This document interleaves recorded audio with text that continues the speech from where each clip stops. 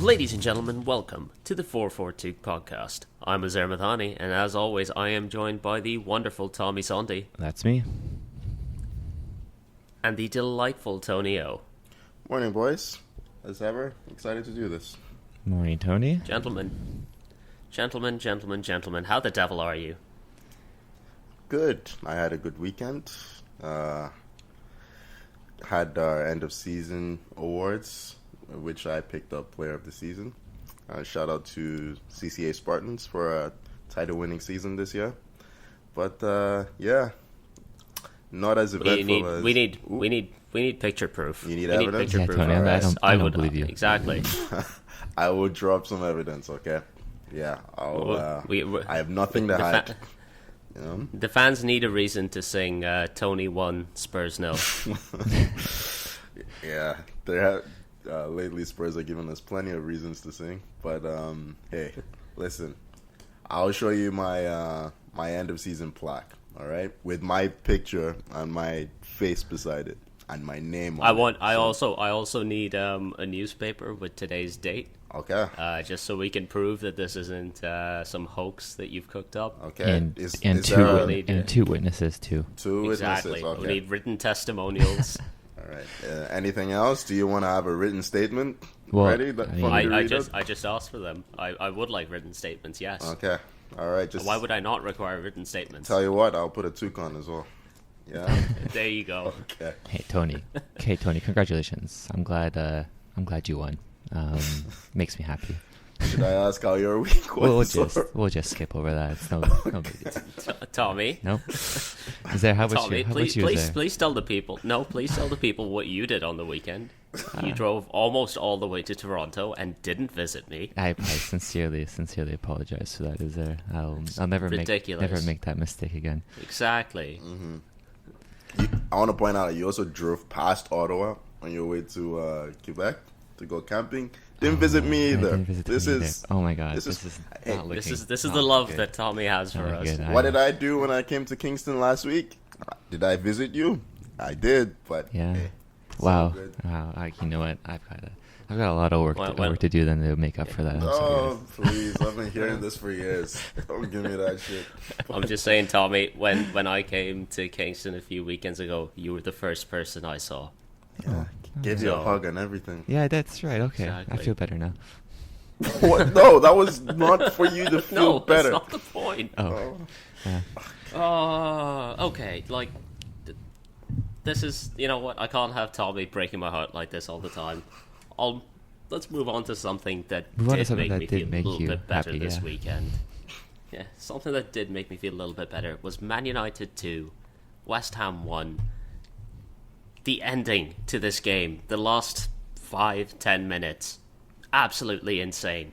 David De Gea saving his first penalty in something like 40 attempts. What a redemption arc we have. I genuinely think it's around 40 attempts since he saved his last penalty. That includes, of course, penalty shootouts, and is a number that was inflated by 11 at the end of last season. Okay, hold on. How is it that David De Gea has not saved a penalty in 40 attempts, and I haven't been seeing article after article about this? Do you remember when Czech didn't save a penalty for us for years? Like, it's because he was an Arsenal player. That's why. Yeah. Wow. If I keep talking now, it's gonna go conspiracy. Let's go back to. We're under 4.5 minutes into recording, and we've already broken Toni. I think this is a record. We haven't even mentioned Arsenal yet. We almost had another conspiracy theory here. 1 in 40. Wow. Okay. Good on David De Gea. Listen, that whole penalty craziness was just insane. Nobody was thinking clearly at that point. I think we can all agree, though, you never sub on a cold player to take a PK, ever. A cold 34-year-old player who hasn't warmed up for about 30 minutes. That's just a terrible decision.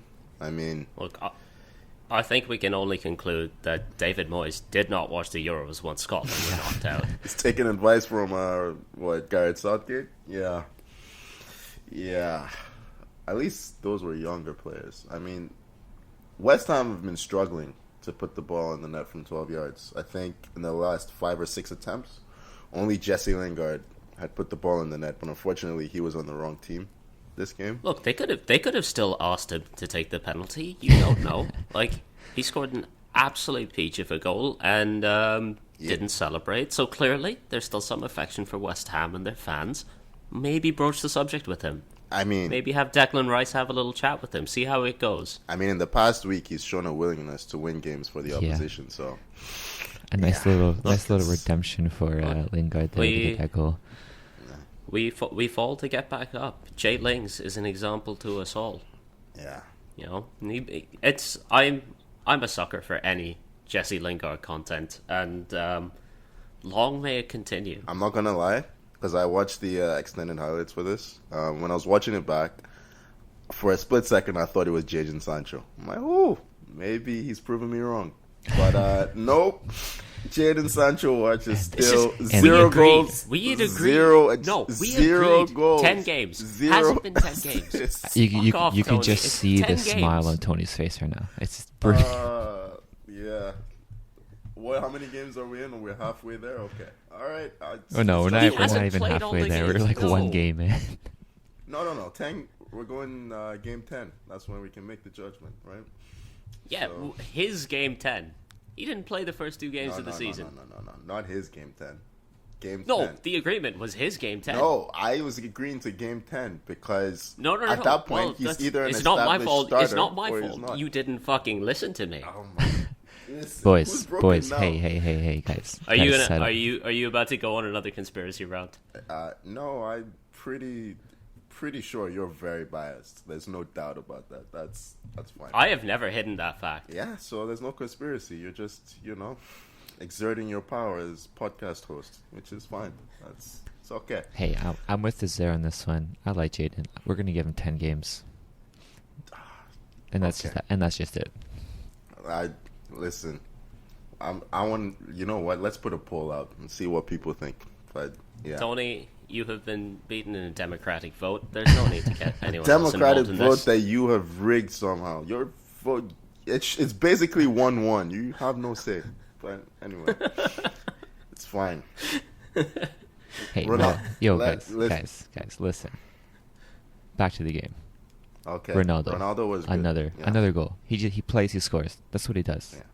He scored in every game. Do we think this guy is going to finish top scorer in the league? I think we need to wait until Ronaldo's 10th game for United before we can make a judgment on him. I mean, it's a valid point. Maybe too early. Too early. Too early to tell. But here, guys. He might flop. Do we think Ronaldo's going to finish top scorer now? After the start? Absolutely. He's going to be in the running, if nothing else.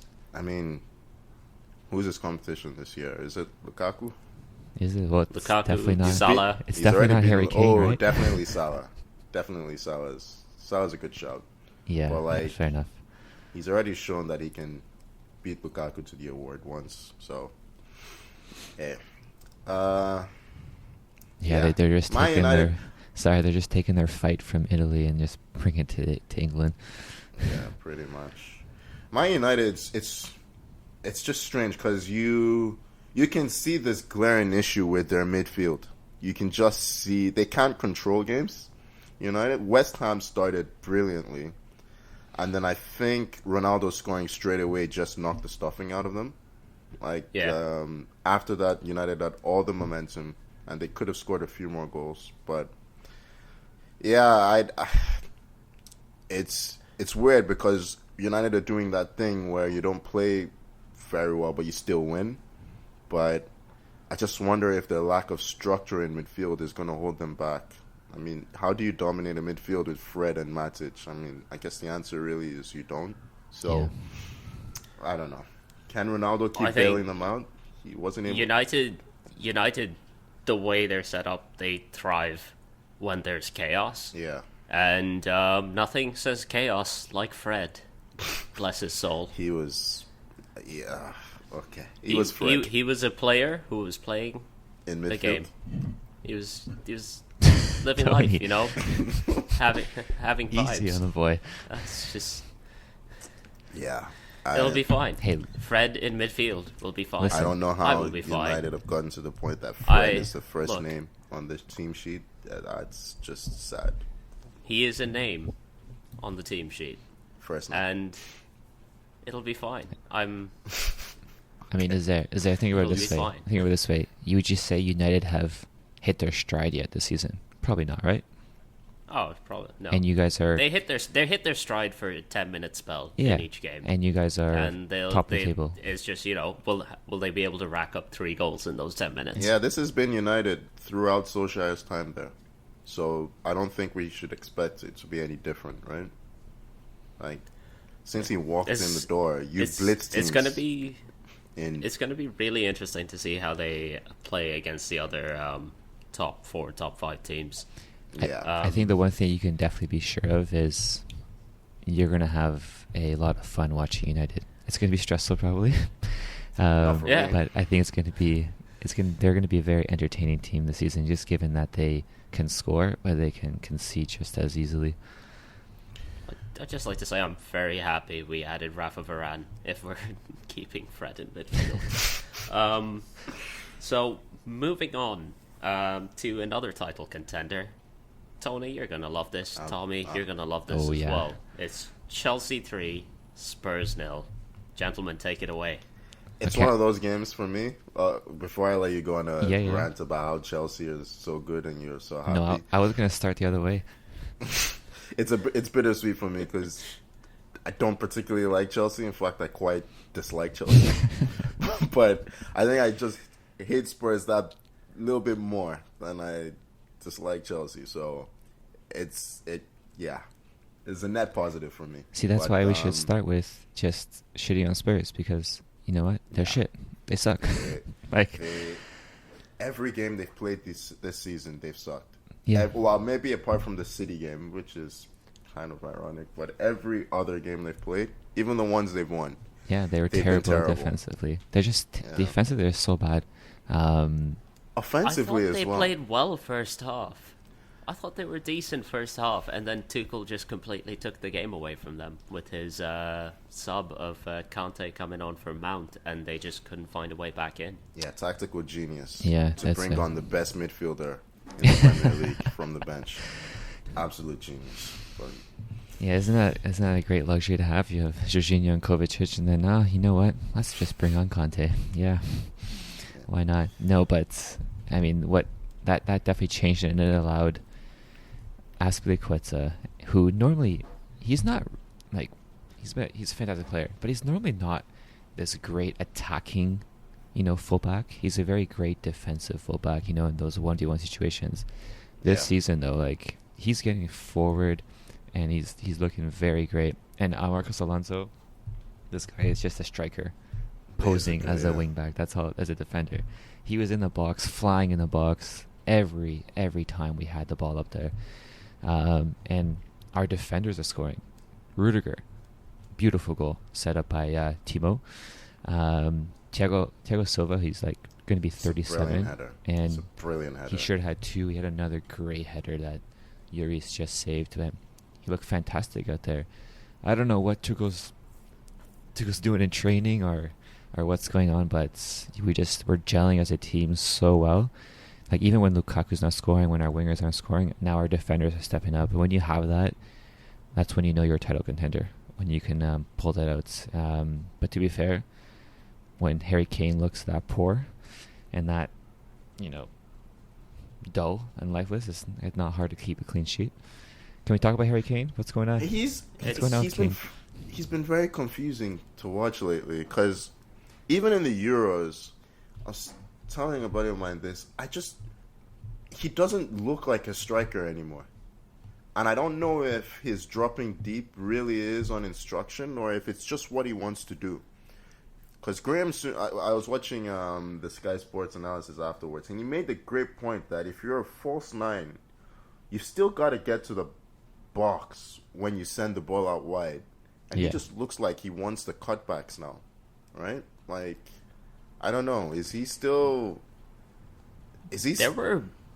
There were bits in the game where he was dropping as far back as left back and right back, and when that's got to be killing his teammates a little bit as well. Be like, okay, we've got no one to hit up front because you're dropping this far back to dictate play.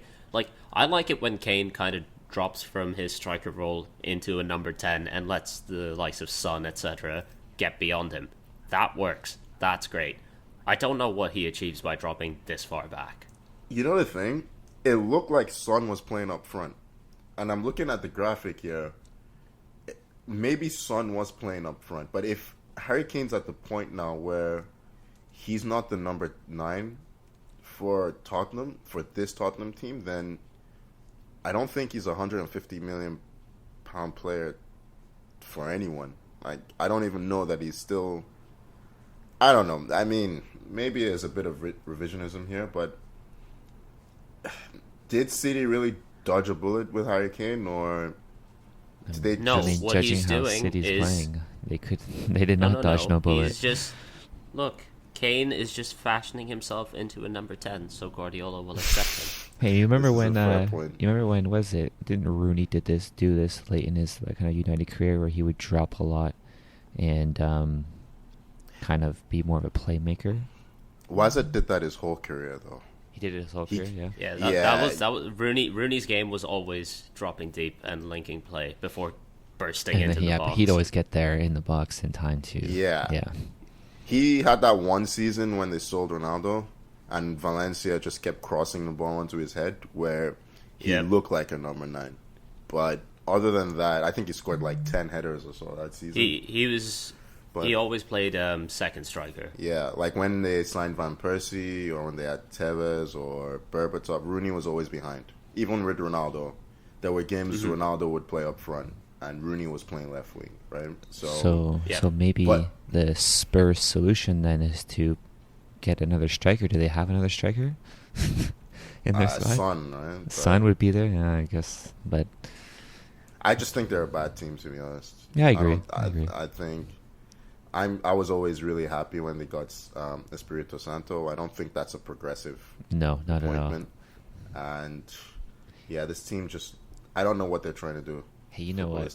They might just get Pochettino back, because I don't know if you saw yesterday he subbed Messi out, and Messi was pissed. So Pochettino's gone. He's gone. There's no way he's surviving that season with all those personalities there. Yeah, definitely. I mean they did end up winning. Yeah, so that's true. And I think Icardi maybe Poch knows what he's doing. Icardi came on from Messi, right?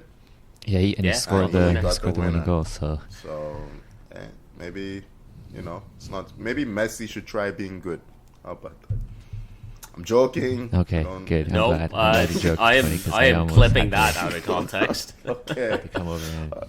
All right, but I'm just for all the Messi versus Ronaldo debate, I'd say Ronaldo's winning this season. But anyway, do we want to move on to? Yeah. I believe the next game on the docket is Arsenal 1, Burnley 0. Hey, Arsenal winning again. Wow. What's going on here? There's 2 wins in a row. Arsenal are on a roll. It's no goals conceded. It's funny. Anywhere I go now, that's what people tell me. It's just like, hey, Arsenal won this week. It's just like, anywhere I go now, like, if a person knows me, it's like... Anywhere? If the person knows me, that's the first thing they say. You're not wearing your jersey out in public then? So... displaying that proud. He hasn't gotten to that point yet. He can't get overconfident wearing Arsenal jersey. Oh, he did it. I do it all the time. Actually, to Kingston, he was wearing that Arsenal kit. I just wear the old ones. I don't wear the new ones. That's fair. I don't want to be associated with the new one. We'll be associated with those ones. Yeah, but about this game, I enjoyed this one. I probably enjoyed this game more than the Norwich game because it became quite clear the kind of shape this team is taking on. Ben White had a difficult game. I'm not going to kill him because he's supposed to be the playmaker on the like the defensive playmaker at the back, right? Like the replacement for David Luiz. And it just looked like a really difficult game for the technical players on the field. I mean, Smith Rowe, Bukayo Saka especially, Pepe, Aubameyang, they just struggled to play. Like, their final ball was shocking. But Tomiyasu and Gabriel were fantastic. There was a point where Ben White fell asleep, which is gonna happen because he's just not a natural defender. It's very obvious. And Ashley Barnes was in, and Tomiyasu and Gabriel both come flying in from nowhere. It's a great shot of it, and they're killing themselves to make the clearance. And it's just Ben White's in the background, like looking petrified that he's cost his team. But it just looks like there's balance in the defense anyway, at least. We have enough players who like to play, like with Kieran Tierney and Ben White. And we have the players who can go to Burnley and do the rough and tumble. And Martin Odegaard's free kick. Yeah, it's a beauty. Man, that was a great hit. I have loved this signing. From the moment we loaned him, I've been excited about this player. And when we got him permanently, I did say that I think he's going to be one of the signings of the season, just the impact that he will have at this football club. And he's clearly a level above. I mean, Thomas Partey was pretty good as well. But just having a match winner like Odegaard was, yeah. And was great to see. You can't forget about Ramsdale as well. Put in a great performance. He made a huge difference in that. Just his ability to come out and actually compete for balls in the air, which Leno, for all his good qualities, just doesn't do that well. But it's not even just that. Did you see the Ben White pass back that was short? Yeah. By any chance? Yeah. It was just the composure he had to not go flying in, wait for, I think it was Barnes, it might have been Chris Wood, I can't remember right now. Waited for him to make his move and try and go around and then make the tackle. And I mean, listen, we can talk about VAR later on, but a win for VAR, because that was a terrible decision. I was always confident that was going to be overturned. You were always confident that was going to be overturned, Tony? Are you sure? I don't know. About that? Have you seen the state of refereeing? Like, we'll obviously talk more about it later, but with the state of refereeing, not confident any decision getting overturned at any point. Listen, you'd have seen me at Turf Moor. If that decision did not get overturned, I would have, the next flight, yeah. I would pay good money to see you square up to Chris Wood. Yeah. I'd be like, thanks for the memories. No. Not Chris Wood. No, Sean Dyke. Yeah, let's get Tony up against Sean Dyke, please. Yeah. No, fuck it. Put him up against Tarkovsky. Okay. Hey, I was going to say my biggest takeaway from this is that honestly, Arsenal looked solid defensively, and they had a lot of work rates, and we couldn't say that in their first 3 games of the season. Against, Burnley and Norwich, the 2 games they have won are also 19th and 20th in the table. So maybe we shouldn't be praising Arsenal too much. But okay, here we go. Hey, it's definitely 2 wins or 2 wins. You take 2 it. Wins you've looked are better. 2 wins, and I'm gonna take it. We're playing Spurs next week. Ooh, that's a spicy gonna matchup. Be fun.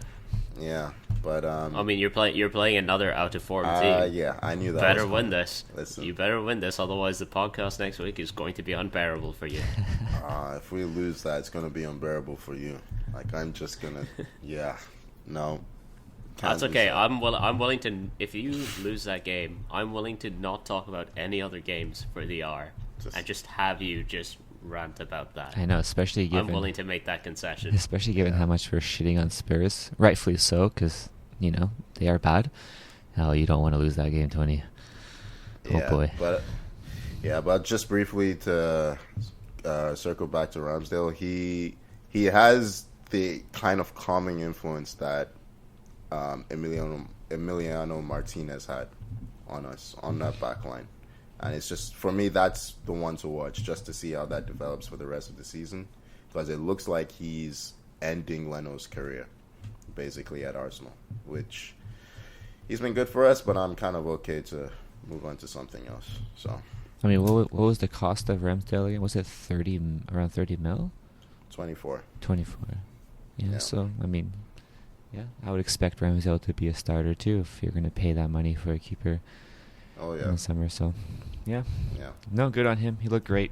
Gentlemen, the next game up is Manchester City 0, Southampton 0. City dropping points at home. a few days after Pep requested that fans please attend. Wait, did we know if they dropped points if no one attended the game? Oh, we will need some fact checkers in there.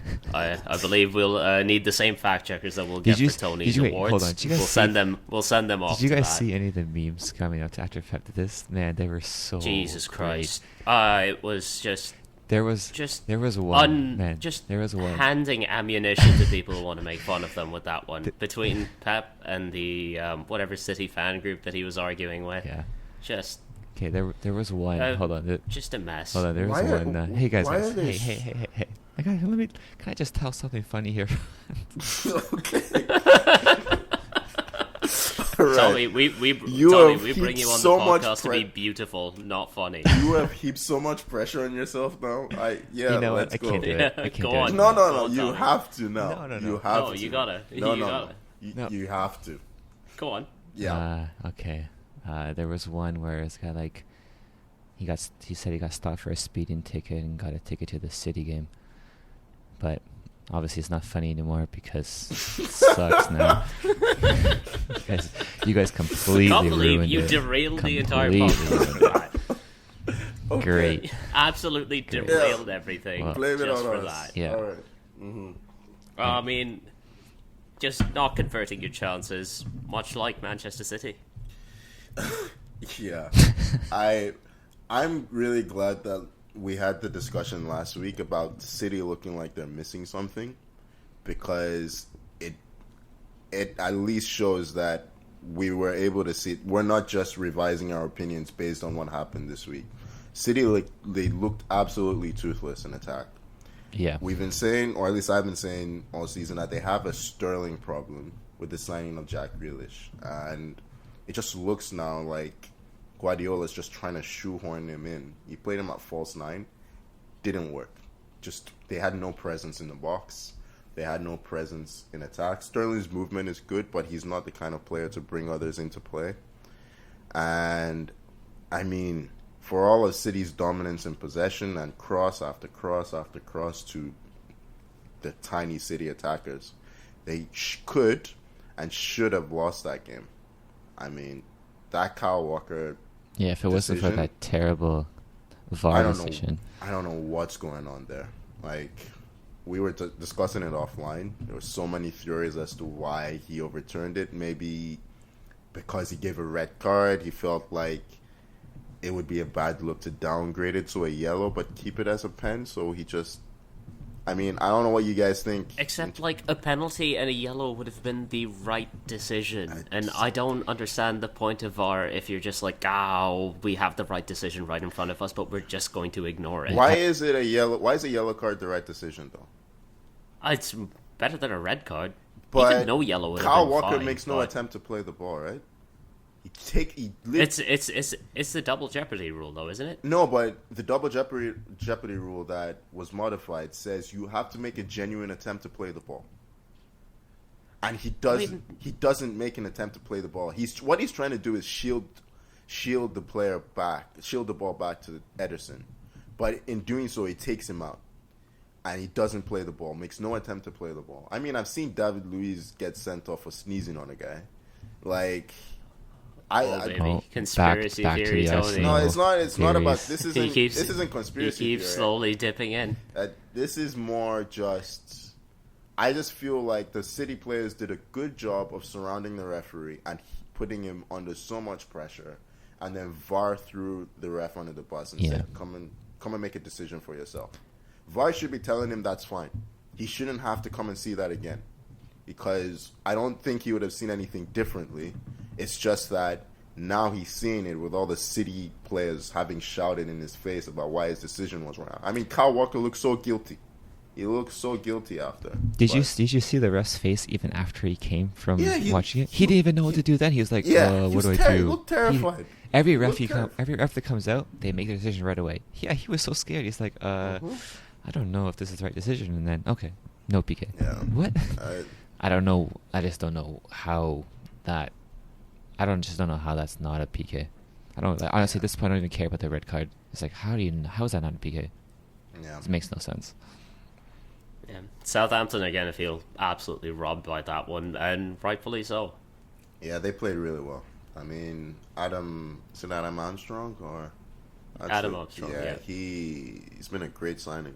Like, he looks like Shane Long, like just the little way he plays, but in a more clinical or a more dynamic Shane Long, I guess. He scored lots of goals for, was it Blackburn he was at in the championship? Yeah, I think it was Blackburn. Yeah, so it's an intelligent pickup considering they lost Danny Ings.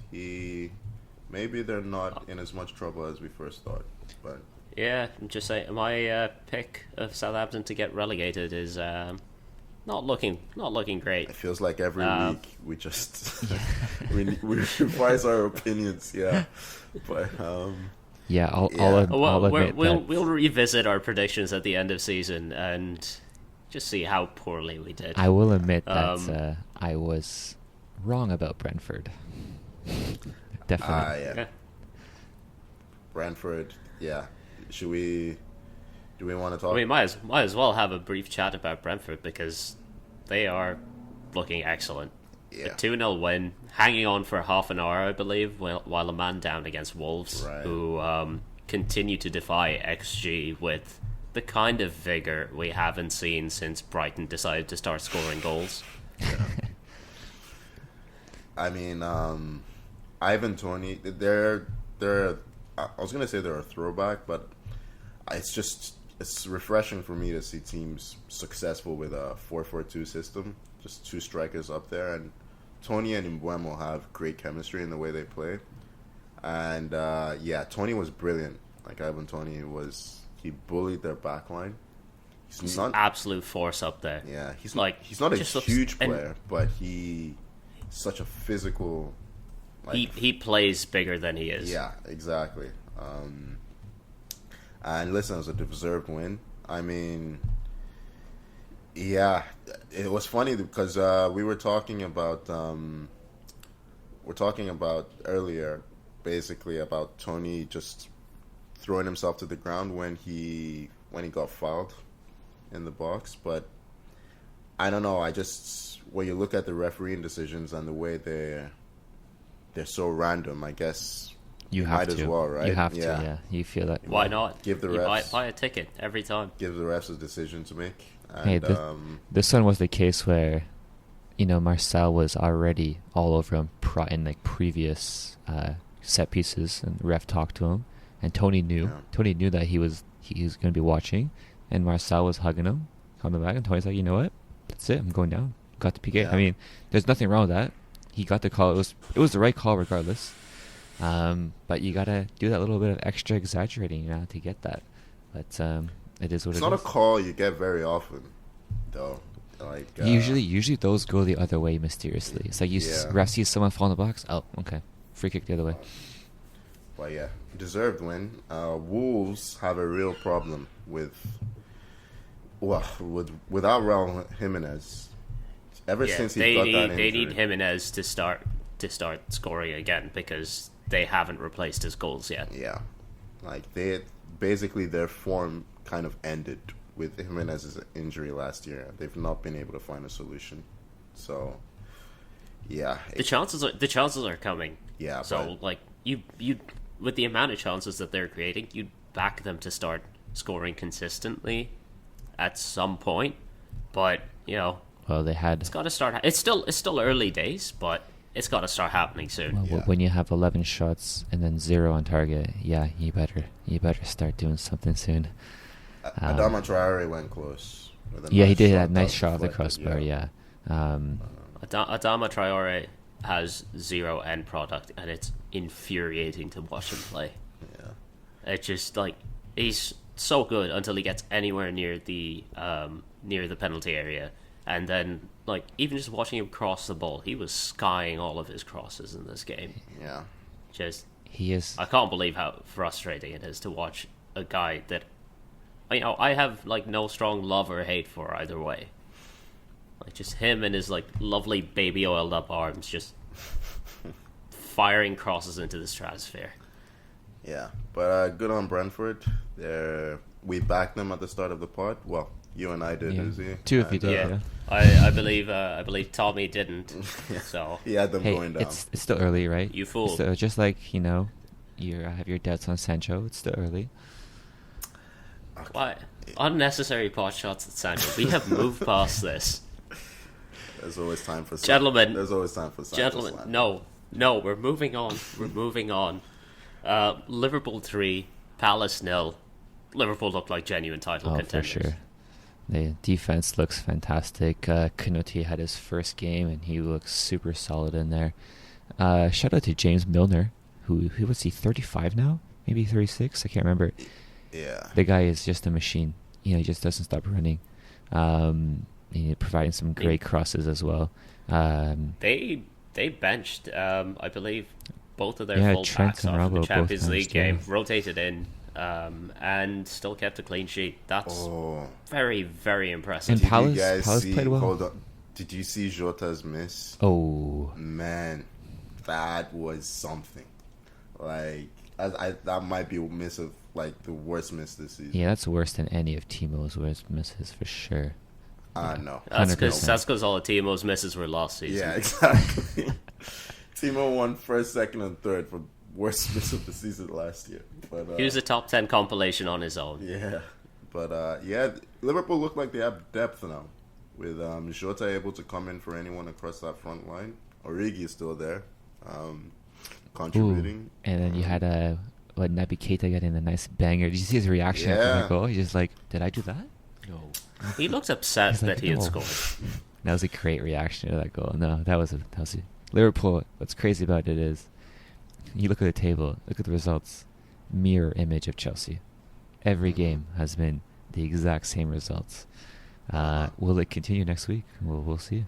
Why are you shoehorning Chelsea into this conversation? I don't know. It's just, you bring up Timo Werner. Yeah. You bring up it's unbelievable. You had your bit. You had your bit already, Tommy. I just think this is just greedy. It's just how happy I am about Chelsea. We gotta throw them in whenever we can. No, we don't need this. I do think both Chelsea and Liverpool have been the strongest teams this season. Like the table says so. They're both top right now. It's hard to argue with that. Yeah, they just look relentless in the way they play right now, and they just look like they can score at any opportunity. I mean, goals coming from set pieces as well. Salah, he might have scored in every game. I'm not sure, but Liverpool are going to take some stopping. It's going to be an exciting title race this season. We'll see. We'll see if they can keep it up. Yeah, I was definitely questioning Liverpool after last season with all their injuries and how will they kind of bounce back, but they look just as strong as when I think they won a title. Maybe I can't remember what happened, but they look just as strong as that team. I'm sorry. When they did what? Yeah, I don't know. When they had this strong team and something happened. I don't know. Yeah, no, there's no title. There's no Liverpool title win. Absolutely none. All right, gentlemen. Moving on to Aston Villa 3, Everton 0. What a performance from Villa. You had Leon Bailey come off the bench for about 20 minutes before he got hurt. Put in man of the match performance. Absolute scorcher of a goal. Villa looked good. They did. I have to say, some of the goals that were conceded by Everton, first I was wondering if Jordan Pickford was back to his best, but then I heard it was Begovic in net. Begovic is in there, yeah. That makes sense. But, Villa it felt like they just blitzed Everton in a 10-minute period, right? Like, look at Dini. They fell apart after Dini's own goal. Okay, but here's the thing. Why do you put a short guy like that at your near post? I don't know what was going on. Because he jumps in, he flicks it like he can't even get there. He can't reach it. Don't you usually put like your striker at the near post so that he can clear that? That's how you do it. If you have a tall striker like a Giroud, sure. But didn't they have Solomon? Who I couldn't believe they had Solomon Rondon. Solomon Rondon. I couldn't believe it when I saw him. Like, what's he doing there? Yeah. Yeah, he was busy. He was really giving the Villa backline like a good game, like something to think about early on. He had a couple of chances with some good movement. But yeah, they just conceded that own goal, and then was it Matty Cash scored the next one? I thought it was Jack Grealish playing for a second. I think Cash might have gotten the first one, didn't he? Well, we can check this. You might be the right. thing is, I remember watching it. I'm like, is that Jack Grealish coming and cutting in there? He had the same hairstyle, the same headband and everything. Like, wow. See, the key is to always look at the calves. You are absolutely right. Yeah, Cash got the first one first, and then Dini scored the. And you'll watch this game for a reason. Yeah, all goals were in a 9-minute period. So yeah, Everton. It's exactly what Everton did to Burnley the week before. Yeah. I will say, Villa looked great even against Chelsea last week, even though we beat them. Chelsea again, okay. Yeah, I had to throw that in. I had to get Chelsea in there.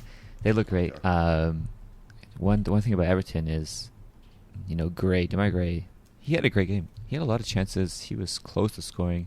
I know he had a great game last week as well. Kind of a bright spot for Everton in their 3-0 loss. But yeah, Villa are one to watch. They are exciting to watch this season.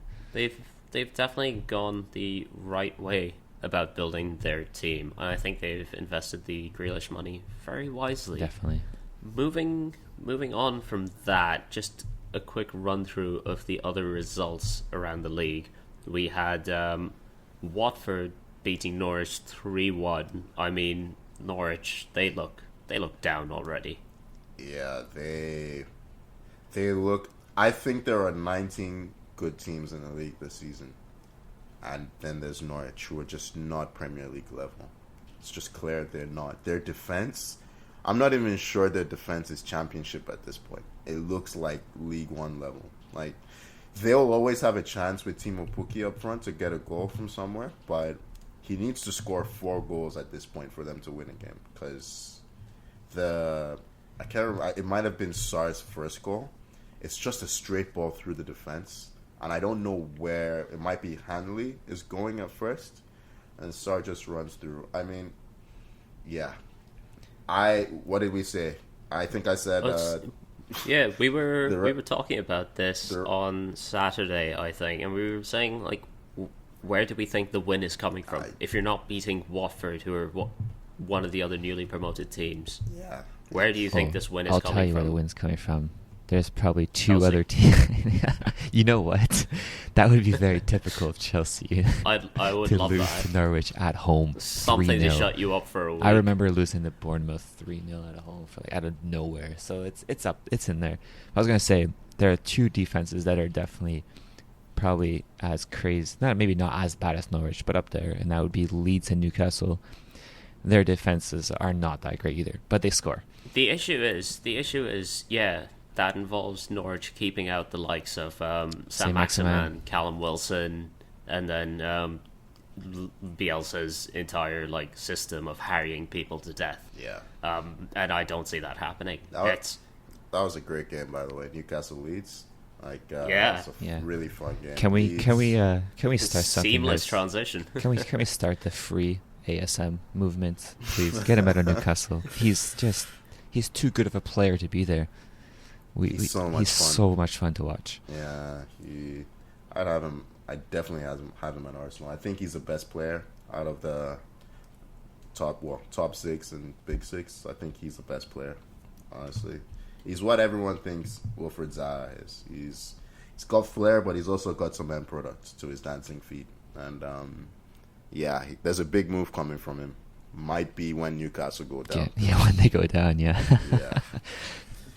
Alright, so that's not going to happen for a while because Newcastle have just penciled themselves in for about 16th every season. Yeah, they're probably 16th right now. But they're sitting in relegation at the moment, but it's only 5 games. Oh, are they? Okay. Yeah, Joe Willock's going to say. Brucey will find a way. Yeah. If he's there, Mike Ashley will keep him around. Yeah, Ashley sacking him. I think, that brings us on to our last game of the weekend, and that is Brighton 2, Leicester 1. And honestly, there's only one story going in this, and that is the refereeing and the VAR. It was a mess. I think we've mentioned the referee maybe 5 times as we've been going through this running order. It's just honestly, we could have mentioned it more. Yeah, I mean that first goal. What was it? The penalty that was given. Yeah, Brighton's penalty. I mean, I don't know if they just saw Neil Maupay, who was a feisty but tiny center forward, up against Vestergaard, and just thought, nah, there's no way he's fouling him, because look, Vestergaard flops, just like we mentioned earlier with Toni, but unfortunately for him, the opposite effect seemed to happen. He's got the weight of an entire human being around his wrist as he's trying to jump. Yeah, he exaggerates the jump a little bit, but, you know, he is 100% being fouled there. Yeah. And somehow VAR has looked at that, and that's the entire reason that his hand comes up, and VAR decides, no, this is a legitimate penalty. Absolutely insane decision. Yeah, I just don't know, as a ref, you're looking at that. What are you justifying to say that is a penalty? Because I can't find anything there. I can only assume they just didn't look at the fact that Maupay was hanging off him. Like, that's the only way you can justify them giving a handball there. But then then you're not doing your job. That wasn't the only weird decision in that game. I mean, shout out to Danny Welbeck. Great goal for the second one. Always happy when Welbeck scores. Man United and Arsenal legend. Yeah, that guy Welbs. That guy Welbs, yeah. But the goal, I can't remember. Wait, he didn't play for Chelsea, right? Jesus Christ! No, I just had to throw Chelsea in there. Chelsea wouldn't have a player as lovable as Danny Welbeck. How did Chelsea make this game? There's no connection, but okay. I had to. I'm sorry. Yeah, I mean, Vardy gets his customary goal at this point, but the second goal that gets chalked off, I was looking at it for the longest time, trying to understand what they saw that was wrong with that. Eventually, you figured out that the player was supposedly in the way, but he wasn't in the goalkeeper's view. So this was actually the second goal that Leicester had chalked off, because they had a goal chalked off for the exact same offence, which is a player obstructing the view of the keeper from an offside position. The first one that was chalked off, you could kind of understand Harvey Barnes' positioning might have thrown off the keeper and obstructed the view. The second one, he's past the keeper on that. Like, there's no way he's actually obstructing this keeper's view. It's just... Even watching it now... Leicester were absolutely robbed. Yeah, even watching it right now as you're talking about it, I just... Oh my god. Like, keeper sees it the entire way. There's... Yeah, Leicester... Like, I was going to say, Leicester off to, a shaky start, but you can't really fault them too much this one. They got robbed twice. I mean, all you have to do is look at the keeper's reaction to the 2 Leicester goals that got chalked off. For the first one, he's immediately going after the referee, yelling about offside. You can see his hands up. The second one, he just goes to fucking punt the ball away because he's livid that they've conceded a late equalizer. And, I mean, Sanchez's reaction is all you need. I mean, great win for Brighton, and I'm glad that they're in the top 4 right now. And I believe they're unbeaten so far this season. No, they've lost one. Incorrect? They've lost one. Okay, they lost one. I can't remember who it was against, but they have... But it's 4 wins, 1 loss? Yeah.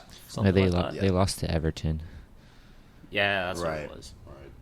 Right. So, just absolutely... and it's just reflective of the state of refereeing around the league, where VAR has been brought in to correct mistakes and to take those bad decisions out of the game.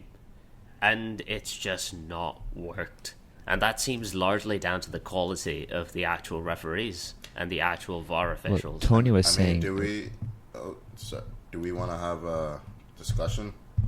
Might as well. Yeah, because this season, they have this new... I don't want to say, this new directive to let things go. That's already causing a lot of concerns with potential injuries in terms of the amount of aggression that's allowed. But it also just seems like VAR are not making any decisions. to me. That's what it feels like. It just feels like they're, because the video assistant referee, he's a referee as well. They should be able to say that's a penalty, that's not a penalty. The refs don't have to come and look at it every time, because it looks now like they're just doing it to appease the players. Like, as Tommy said for the, what game is it that we were talking about? The City game. The ref looked petrified afterwards, like, oh my God, what am I gonna say? Which decision can I make now that's gonna cause the least amount of fury? And then he just makes no pen. Well, right? do you, Tony, hold on. Do you remember the Reece James? Remember that handball? I mean, clearly a pen. But you remember the ref? He just goes to the TV, like he barely glances at it, comes back, PK. And it's like, that's just for us to like, oh yeah, we're checking VAR, we're doing this. Like, why even bother if that's what you're going to do? You're not even going to look at the video.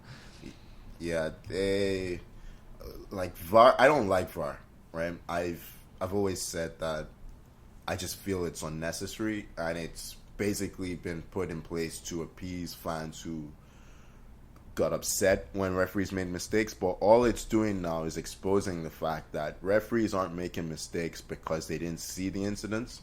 They're just not very good, because they're having the opportunity now to see it slowed down and with context if they choose to, and they're still making some bizarre decisions. Like, I don't know. Hey, you said you were, earlier in this podcast, you said you were 100% confident that the Ramsdale one was going to be overturned. And I was like, how?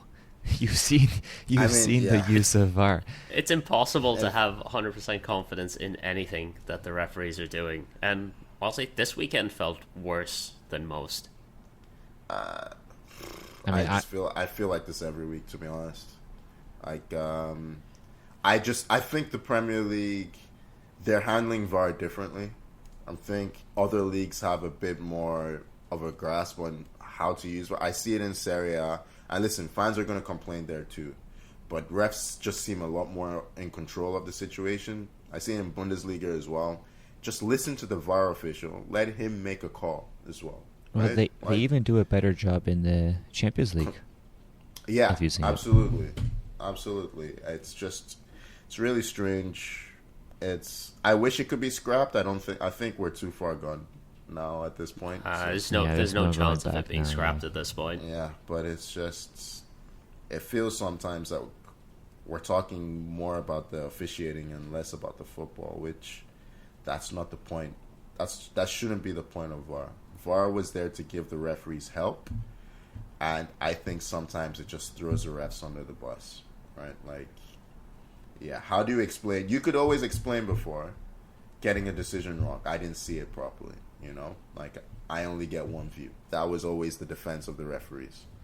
Imagine explaining to Jurgen Klopp now when you get a decision wrong like that. Or imagine explaining to Brendan Rodgers that, yeah, it was a foul, but I didn't see it. You can't say that anymore. Imagine. You know? I don't think I'd be able to explain anything to Jurgen Klopp because he'd glare at me, and he doesn't have the glasses anymore, so I'm already thrown off. And then he'll grind his teeth, and he'll just look down on me, and I'll feel really, really bad about myself. Yeah. I don't think I'm capable of standing in front of a football manager at any point. My biggest worry about this right now is you see how, I mean, we're probably all expecting a close title race. I can just see one bad VAR decision costing a team, late in the season, and I'd be worried about something like that happening. Please let it be Chelsea, just for the reaction. Just for the reaction, yeah. I mean, do you remember who was it that got relegated? Was it Sheffield? No, was it Sheffield United that got relegated thanks to goal line technology not working? Oh, I remember that. Yeah. No. Sheffield United survived that season. Oh, Aston Villa survived that season. Yeah, I can't remember. And they had that turnaround against Sheffield. Yeah, I can't remember. I can't remember who finished 18th. Yeah, but that was mental. But at least that's forgivable because that's just technology not working. I've always felt VAR isn't. The argument's always been, you need to go with the times and introduce technology into football. I don't think video replays is a technological development. We've had video replays since the 80s. We've just chosen not to use it, right? But hey, a bit off topic here, but you're talking about using technology in football. I don't know if you read this a little interview they had with Nagelsmann. I forgot how to say his name. The Bayern's coach. Nagelsmann, yeah. He had a point about how in American football there's an earpiece in the quarterback, and the coach is always kind of feeding him information. Yeah, I saw that. And he's like, what, we should be more progressive and potentially have earpieces in, say, the goalkeeper or the defender, so that way the coach can always talk to them. And you know what? To be honest, it's kind of. If I was a player and I had that would be infuriating. I'd absolutely despise it. Yeah. Also, in the NFL, the earpiece cuts out, I believe, 15 seconds before the ball gets snapped. Okay. So you can relay the play, but you can't, while the guy's preparing to throw, you can't coach him through that.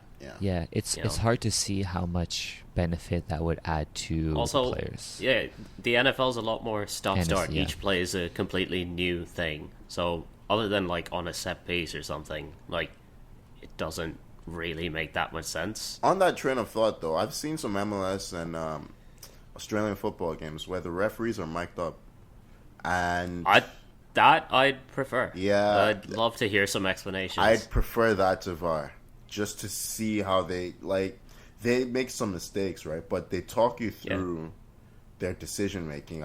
You're kind of sympathetic to the way they come to their decisions, because it's okay, there's some reasoning behind it. Mm-hmm. I do think though that if we mic'd up some of the Premier League referees, we might just get more pissed off, because. See, that's one thing that the.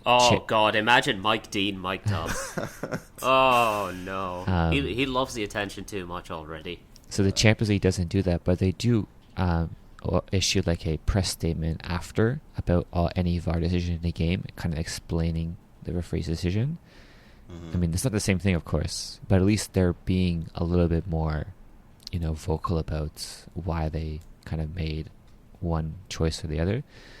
That could be a start, at least. I don't know if the Premier League does that at the moment. But honestly, at this point, anything to get a little bit more clarity on decisions that are being made, because to fans watching the stadium, even to fans sitting at home, who have the benefit of seeing the whole replay and having commentary and stuff like that, it's just...